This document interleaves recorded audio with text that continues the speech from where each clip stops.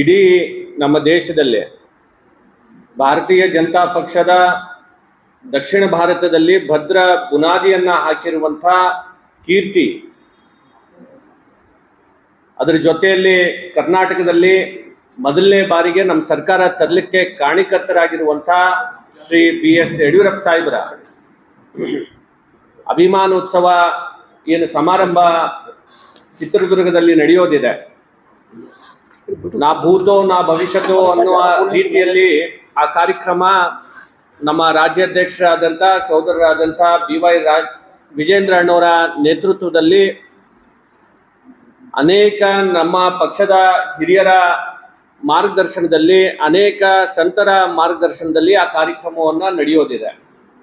ಸುಮಾರು 10 ಲಕ್ಷಕ್ಕಿಂತ ಹೆಚ್ಚು ಜನರು ಇಡೀ ರಾಜ್ಯದ ಮೂಲೆಯಿಂದ ಆ ಕಾರ್ಯಕ್ರಮಕ್ಕೆ ಇವತ್ತು ಬರುವಂಥದ್ದಾಗ್ತಾ ಇದೆ.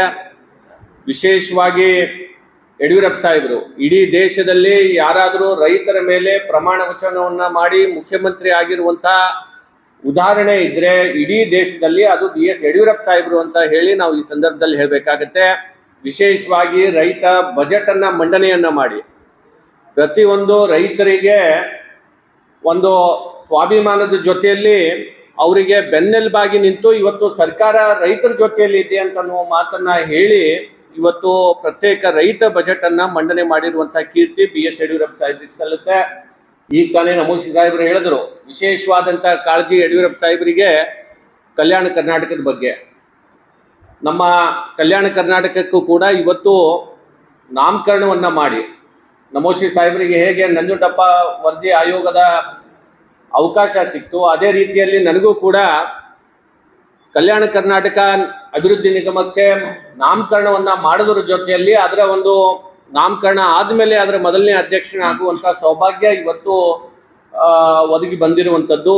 ಮತ್ತು ವಿಶೇಷವಾಗಿ ಕಲಬುರಗಿಯಲ್ಲಿ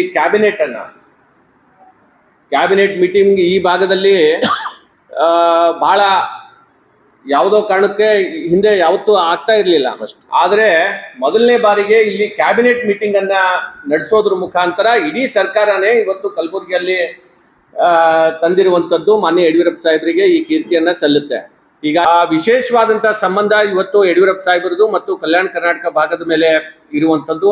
ವಿಶೇಷವಾಗಿ ನಮ್ಮ ವೈಯಕ್ತಿಕವಾಗಿ ನಾನು ಹೇಳಬೇಕು ಅಂತಂದ್ರೆ ನಮ್ಮ ಕುಟುಂಬದ ಜೊತೆಯಲ್ಲೂ ಕೂಡ ಬಹಳಷ್ಟು ಹಿಂದೆ ನಮ್ಮ ತಂದೆಯವರು ಶಾಸಕರಿದ್ದಂಥ ಸಂದರ್ಭದಲ್ಲಿ ಯಡಿಯೂರಪ್ಪ ಸಾಹೇಬರು ಮುಖ್ಯಮಂತ್ರಿ ಆಗಿರುವಂಥದ್ದು, ನಮ್ಮ ತಾಯಿಯವರು ಶಾಸಕರಿದ್ದಂಥ ಸಂದರ್ಭದಲ್ಲೂ ಕೂಡ ಸಾಹೇಬರು ಮುಖ್ಯಮಂತ್ರಿ ಇರುವಂಥದ್ದು, ನಾನು ಶಾಸಕನಿದ್ದಂಥ ಸಂದರ್ಭದಲ್ಲೂ ಕೂಡ ಯಡಿಯೂರಪ್ಪ ಸಾಹೇಬರು ಮುಖ್ಯಮಂತ್ರಿ ಇರುವಂಥದ್ದು. ಹೀಗಾಗಿ ತಂದೆ ತಾಯಿ ಮತ್ತು ಮಗ ಶಾಸಕನಿದ್ದಂಥ ಸಂದರ್ಭದಲ್ಲಿ ಶಾಸಕರಾಗಿದ್ದಾಗ ನಾವು ಯಡಿಯೂರಪ್ಪ ಸಾಹೇಬರನ್ನ ಮುಖ್ಯಮಂತ್ರಿಯಾಗಿ ನೋಡಿರುವಂಥದ್ದು.